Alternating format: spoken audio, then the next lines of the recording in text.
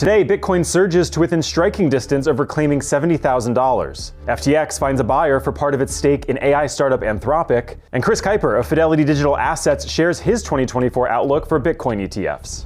I'm Brandon Gomez. The crypto market roaring back over the weekend and in the green to kick off the week. By noon Eastern, Bitcoin climbed more than 6% and traded just under $70,000. Ether rose 5.5% and Solana jumped a whopping 9.4%.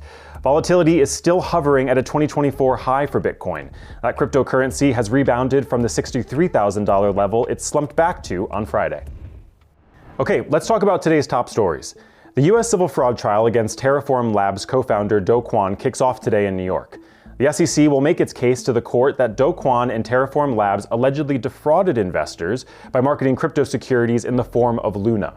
And when Luna eventually plummeted to zero, along with the stablecoin UST, the SEC says that collapse led to devastating losses for investors to the tune of $40 billion. Notably, though, Do Kwon won't be there for the start of this trial. Why? Well, he's still in Montenegro. According to Bloomberg, Do Kwon has been released from prison, but is still waiting a final destination for his extradition, either to the US or South Korea.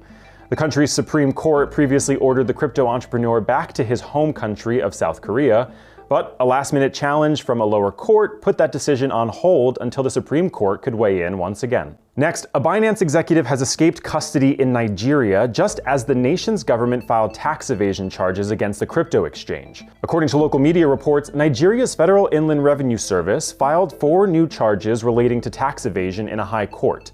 Those charges include non-payment of VAT, which is value-added tax, failure to submit tax returns, and more. As part of those charges, 2 senior executives for the company were taken into custody, but now one has escaped. A Binance spokesperson told CNBC it was made aware that Nadeem Anjarwalla is no longer in Nigerian custody, and that the company was working collaboratively with Nigerian authorities to quickly resolve this issue. You could read more about those new tax charges and Anjarwalla's escape at CNBC.com. Finally, FTX has found a buyer for its stake in AI startup Anthropic. The doomed crypto exchange bought an 8% stake in the company 3 years ago for $500 million. It's now worth more than $1 billion.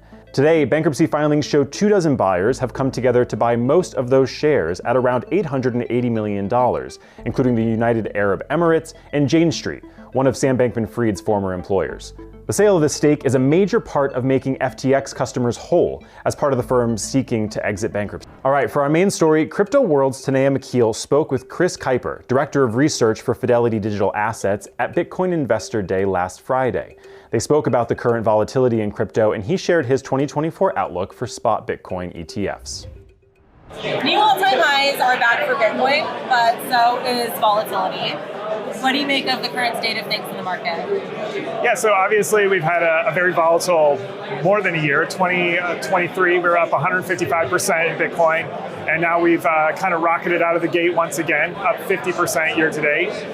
So I think what you're seeing is after this long bear market, we're once again seeing the cycle turn for a number of reasons, and a lot of people are once again rediscovering Bitcoin. We've obviously had the approval of the exchange-traded products, which are helping with demand. And then you have things like the upcoming Bitcoin halving, which people are now turning towards. We are coming up on the end of the quarter here, which of course kicked off with the launch of all of these new Bitcoin ETFs. What would you say the impact of these new products as a whole has had on the market, on the action, the price action, the investor behavior? Yeah, so the ETFs were very interesting because we did get kind of the classic Wall Street buy the rumor, sell the news. The day they were approved, we got almost a 20% pullback, and everyone said, maybe not a big deal. And then since then, I've been absolutely very wrong about this. I thought this would be kind of a slow burn for these things, that we would get demand as people started to put them into their portfolios. Our RIAs became aware of them. They were talking to their clients about them. I thought this would take years, which it still will, in the long term. But in the medium term, we've seen a huge flow of, you see this in the trading volumes as well as the actual money flows into these products. And so that's providing a massive source of demand, which I think is helping to drive the price up right now. And so what about, in terms of the rate of adoption going forward? Is it just time and investor education? With both of those things, what does the rest of the year look like to you? Is it all up from here in terms of the adoption of these Bitcoin ETFs, or do you see that pattern sort of changing throughout the year? Yeah, the pattern we see with adoption is ebbs and flows. Like you get, and it follows the price. If you look at the price on a log chart, you see the price move up really quickly and then have massive drawdowns. And I think adoption is the same. The price moves up, it gets more people interested, they become educated, they say, maybe I want to hold some of this for the long term. But then, of course, there's also traders and speculators that whipsaw the asset around. But each time you go up, you draw down, you go up again, you don't keep going back down. And I think adoption's the same. A new wave of people come in, and then those people are now educated. They now understand it. And then another cohort of people come in, and now they understand it. And so I would expect the same pattern to continue through the rest of the year, and really, multiple cycles after this. You mentioned the halving, a key catalyst that we've been talking about. Seems like everyone is talking about it, and I think that's so interesting. 4 years ago, unlike 4 years ago, it seems like everybody knows exactly what the halving is and what historically its impact on the Bitcoin price has been. How, if at all, is this year's halving different to you? It's a completely different market than it was 4 years ago. And of course, past performance is not exactly indicative of future profits, but how is this year's halving different, if at all? Yeah, so the big difference is we've hit a new all-time high before the halving has even taken place. So that's never been done before. Obviously, we just talked about the exchange-traded products are probably playing some role there. But the other thing is that, this time every time we have a halving, it's of course half as much, right? And so the supply is going to get cut in half again, but it's not as much as before. So I think there's some debate as to whether it's going to have as big of an impact as before, or whether the previous halvings had a much bigger impact because they had kind of this supply shock. So maybe not as big of a supply shock this time around, but I think we have a bigger demand shock this time. So we'll see how those two kind of play against each other.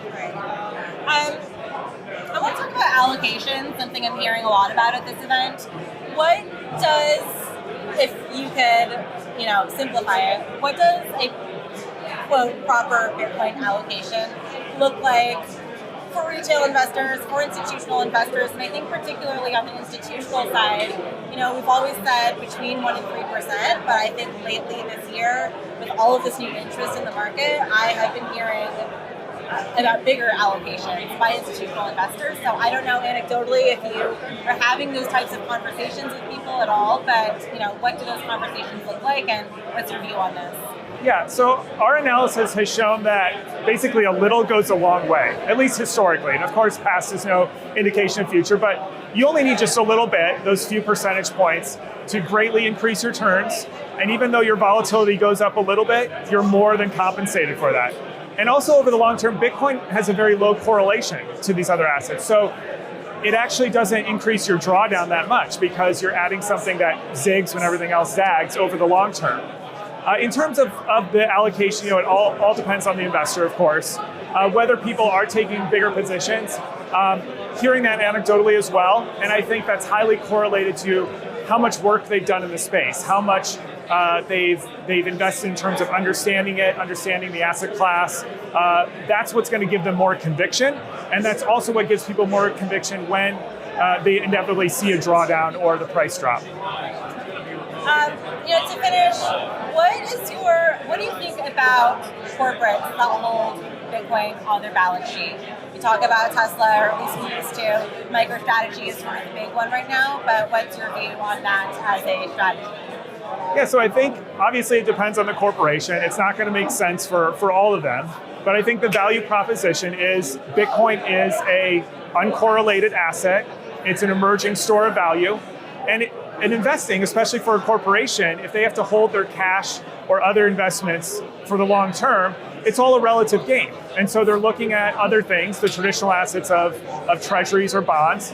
And especially when we had high inflation, they were getting a negative return on that. They're saying this thing is melting. This thing is going, I'm losing purchasing power. Why not we try to diversify that into something that is becoming more scarce by the day, especially with the halving, as a potential hedge against that. And so that's why I think it could make sense for a lot of corporations out there. Okay, that's all we have today for Crypto World. We'll be back here again tomorrow. We'll see you then.